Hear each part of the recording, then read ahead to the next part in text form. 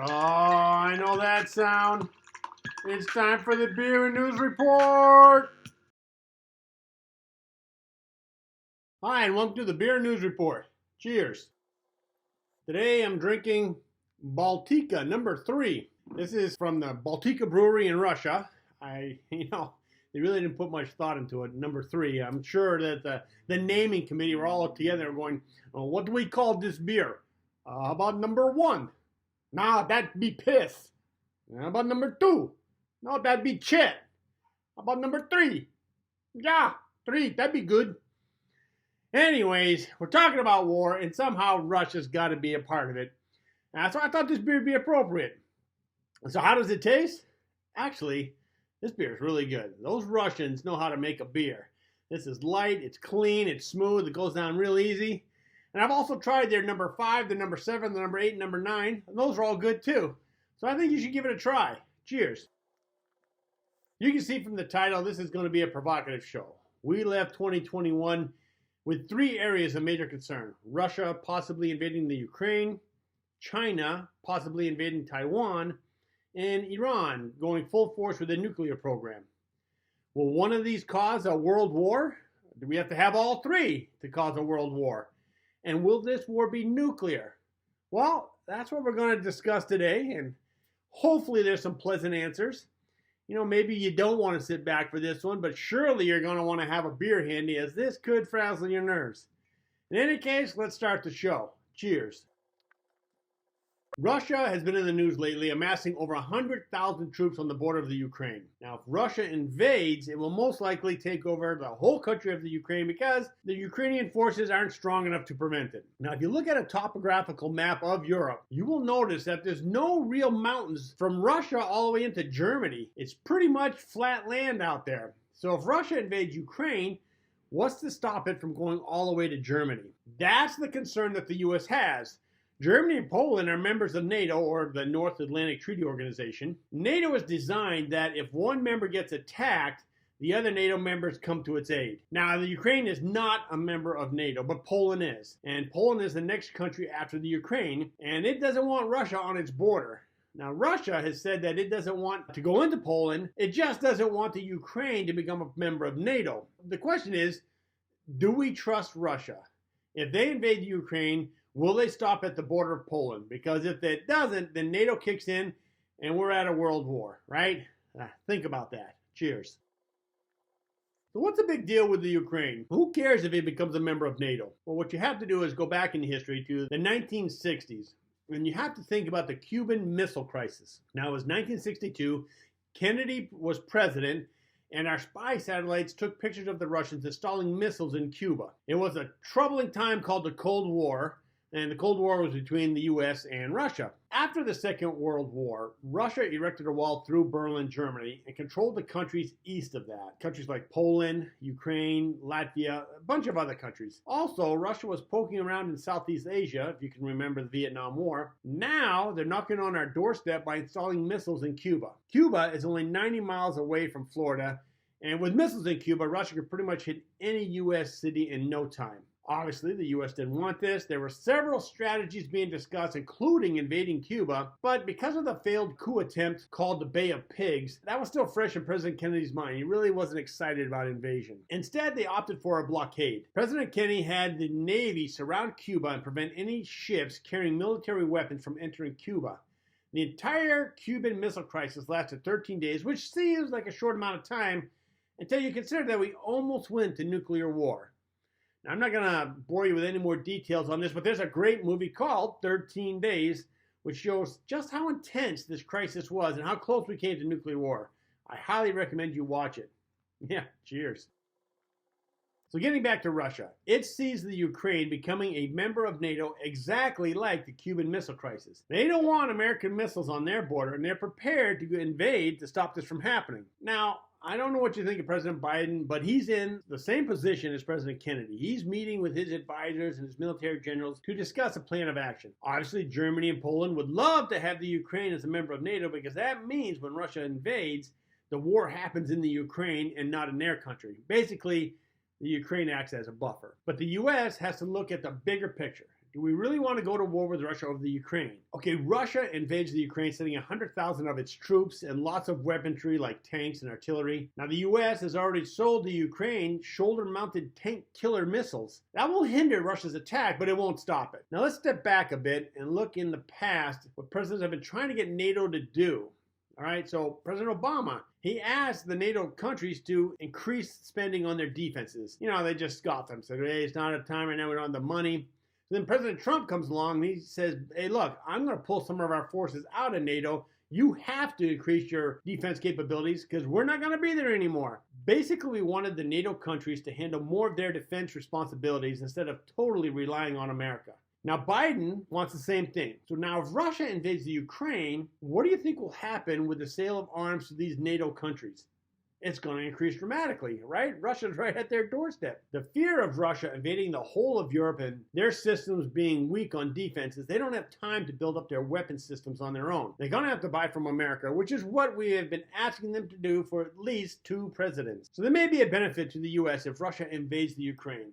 NATO countries will increase their defenses, and this invasion will keep Russia busy and weaken their efforts in other countries like the Middle East and Africa.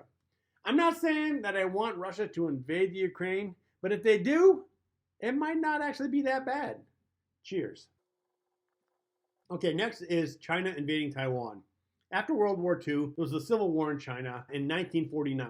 Chiang Kai-shek won control of mainland China, and Kuomintang took control of Taiwan, and it's been there all the way up to present time. Now think of our civil war.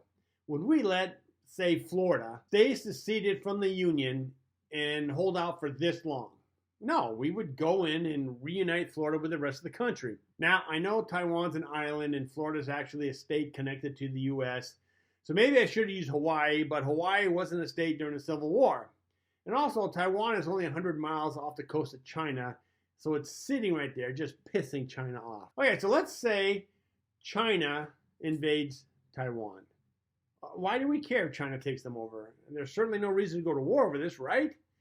You could say the same thing about Kuwait. Here's a small country next to Iraq. Iraq invades them. We go to war over this. Why did we do it? Well, because Kuwait has a lot of oil. The U.S. at that time was importing a lot of oil, and we felt that Iraq, by invading Kuwait, would control too much of the oil supply.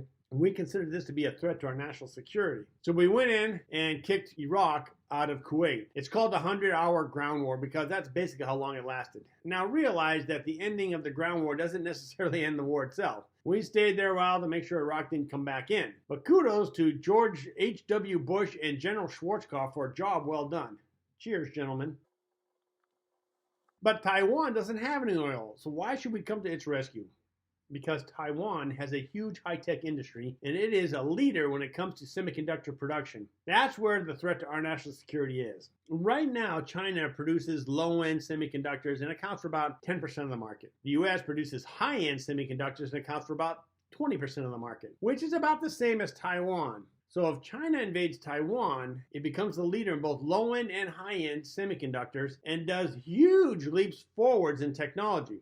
Technology that will improve their military weaponry, technology that the U.S. outsources, which could be cut off since the U.S. and China aren't the best of buddies. What I'm basically saying here is there's no way the U.S. will allow China to invade Taiwan. There's just too much to lose. So is this where the World War starts? Well, not necessarily. If China were to invade Taiwan, they'd get there before we could. And there'd be an exchange of missiles because Taiwan does have missiles, so China comes in and blows up some of their ships and ports. Taiwan sends missiles out and blows up some of their ships and ports, and both countries have cities damaged. On a side note, prices of goods would rise dramatically as we are no longer importing goods from China.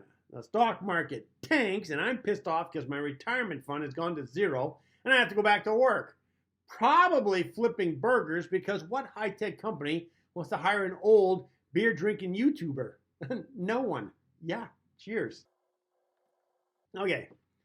Back to the war. The U.S. would pull support from Japan, Korea, Australia, and other nearby countries. My guess is that we knock out their navy and set up a blockade around Taiwan so that China can't send in reinforcements. Then we send in an international force and we take over Taiwan. Now, is China most likely just going to sit back and watch this happen?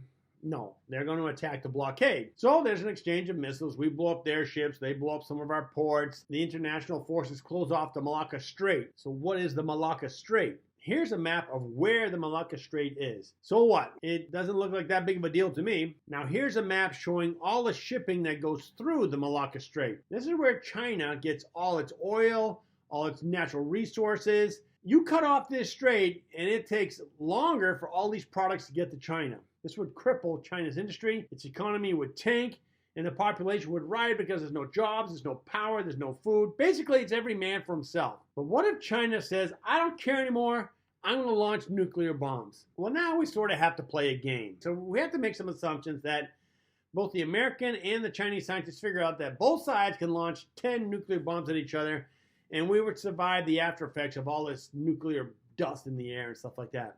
I have no idea if this is true. I just wanted to play a game, and I wanted to blow up 10 countries, right? So here we go. So here's the top 10 most populated cities in the US with the populations listed. And now we have the top 10 most populated cities in China. Looking at this list, let's say that number 10, Wuhan, with 7.9 million people, that missile accidentally diverts over to North Korea and blows up Pyongyang. I mean, it was an accident, right? In any case, in this war, the nuclear bombs kill 5 times as many people in China as they would in the United States. Now, of course, due to fallout, fire, diseases, and other related problems, more people would die in both countries, probably making this the biggest war in terms of death than any other war. Now, is that the end of the war? If it was only that easy, right? Cheers.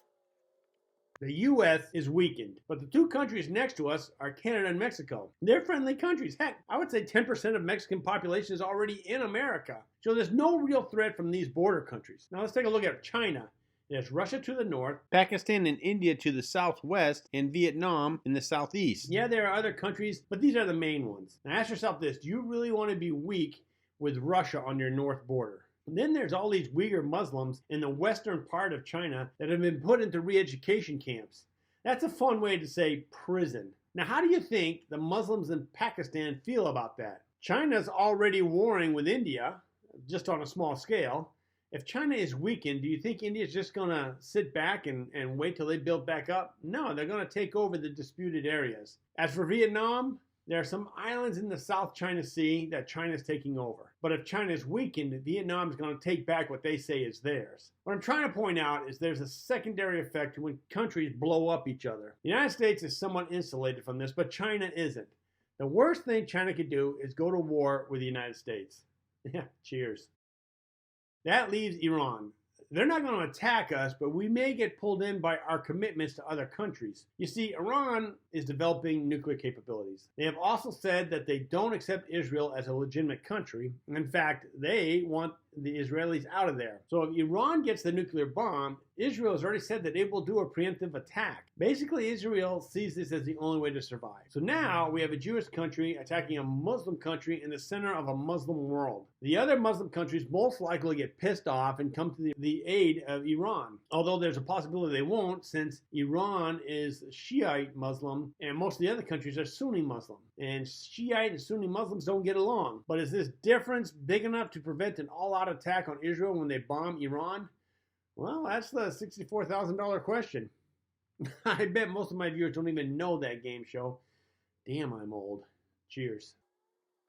So recap, will we go to war if Russia invades the Ukraine? I doubt it. It may actually help us because this will motivate the NATO countries to beef up their defenses, which is what we've been trying to get them to do for 2 presidents. So what if China attacks Taiwan? Well, yeah, we'll go to war, but most likely China will suffer more major effects than us. I don't think they will attack Taiwan. Lastly, what about Iran? If they develop the nuclear bomb, which it looks like they will Israel attack? Most likely they will, but will this cause the other Muslim countries to come to Iran's aid? I really don't know that one.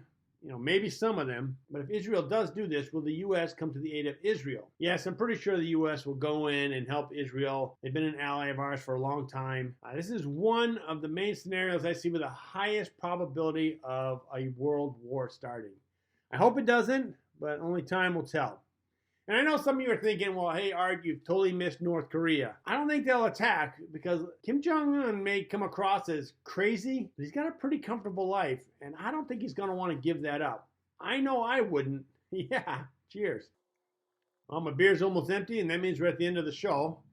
If you want to contact me, you can reach at this email address. I hope I provoked your interest in geopolitics and kind of figure out what's happening with other countries. If you did like it, please click that like button. And of course, if you want to get notified of new shows, you click that subscribe button and a little bell icon next to it, and this will notify you when a new show's been posted. Until then, keep your beer cold and your interest hot. Cheers.